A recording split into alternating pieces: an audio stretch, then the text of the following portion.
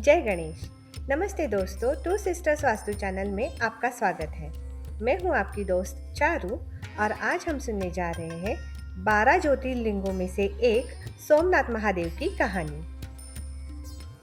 सोमेश्वर का पवित्र मंदिर काठियावाड़ के पुण्यधाम प्रभास पाटन में विद्यमान है। प्राचीन समय में इस क्षेत्र को प्रभास पाटन भी कहते थे।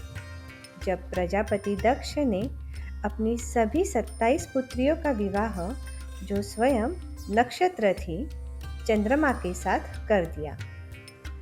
दक्ष कन्याएं अपने पति के रूप में चंद्रमा को प्राप्त कर प्रसन्न हो उठी। चंद्रमा को उन 27 पत्नियों में रोहिणी सबसे ज्यादा प्रिय थी, जिसको वे विशेष आदर तथा प्रेम करते थे। उनका इतना प्रेम और आसक्ति अन्य पत्नियों में नहीं थी। चंद्रमा का दुर्व्यवहार देख दूसरी 26 बहनें अपने को उपेक्षित और अपमानित अनुभव करने लगी।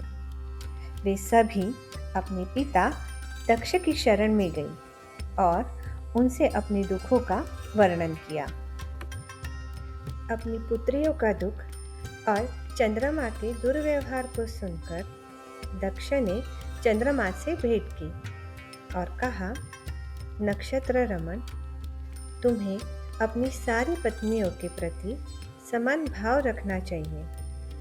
तुम अपनी पत्नियों के साथ भेदभावपूर्ण व्यवहार करते हो।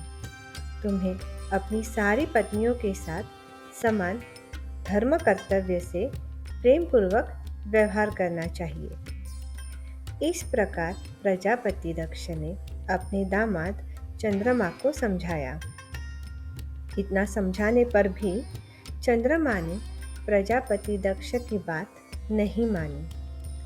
रोहिणी के प्रति अतिशय प्रेम के कारण उन्होंने अपनी पत्नियों के साथ भेदभावपूर्ण अपमानजनक व्यवहार किया। यह समाचार प्राप्त कर प्रजापति दक्ष बड़े क्रोधित हुए। वे पुनः चंद्रमा के पास आकर उन्हें समझाने लगे।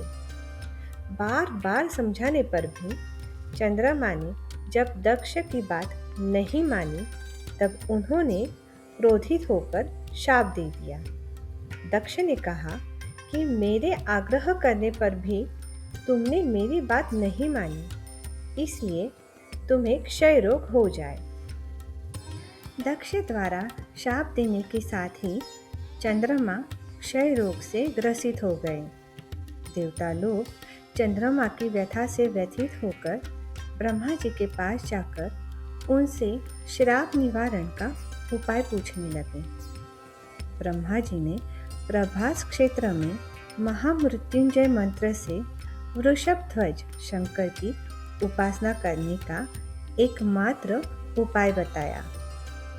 इस आराधना और उपासना से जब भगवान भोलेनाथ प्रसन्न हो जाएंगे, तो वे इन्हें क्षय रोग से मुक्त कर देंगे।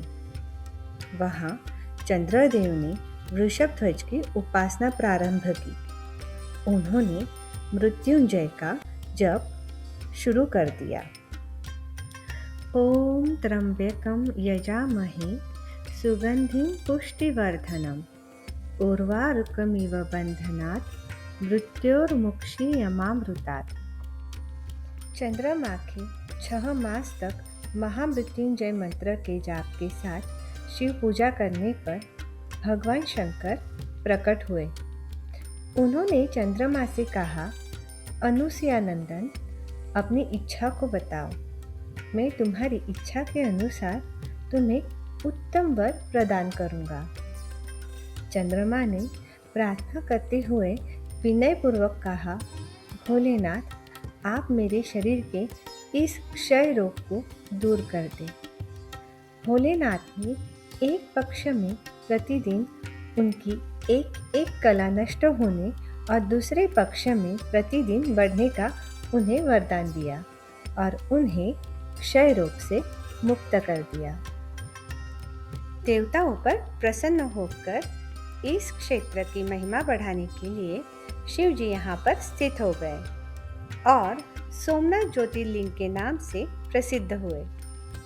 चंद्रमा को सोम नाम से भी पहचाना जाता है, इसलिए यह ज्योतिर्लिंग सोमनाथ के नाम से विख्यात है। जिस तरह सोमनाथ जी ने सोम जी का रोग निवारण कर उन्हें स्वास्थ्य प्रदान किया, उसी तरह कथा सुनने वाले और कहने वालों को भी भगवान शिव स्वास्थ्य प्रदान करें।